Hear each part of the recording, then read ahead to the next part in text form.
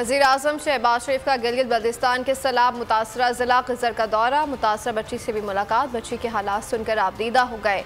माँ बाप समेत बच्ची के 8 घर वाले सैलाब में जाम भाग हो गए। बच्ची अकेली रह गई है। शहबाज शरीफ का मुतासरा बच्ची के लिए 50 लाख रुपए इमदाद का ऐलान। सैलाब से दीगर जाम भाग अफराद के लवाहिकीन को 10-10 लाख रुपए दिए जाएंगे। दुख के वक्त में, मुसीबत वक्त में आपके साथ शाना बशाना खड़े हैं और आपको अकेले नहीं छोड़ेंगे। ये खानदान जो सामने बैठा है, इनकी जो कहानी है उसने दिलों को चीर दिया। यानी 8 अफराद इस खानदान के अल्लाह को प्यारे हो गए। ये बच्ची अकेली है, यतीम हो गई, वालदा साथ छोड़ दी। खिज़र के जिले में 17 अमवात हुई हैं। हमने 10 लाख रुपया फी खानदान वालों को हम मुआवजा दे रहे हैं। 24 घंटे में आपको जो मुआवजा है आपको यहाँ पर 17 अफराद को मिल जाना चाहिए अगले 24 घंटे में। एक बार फिर नंबर 1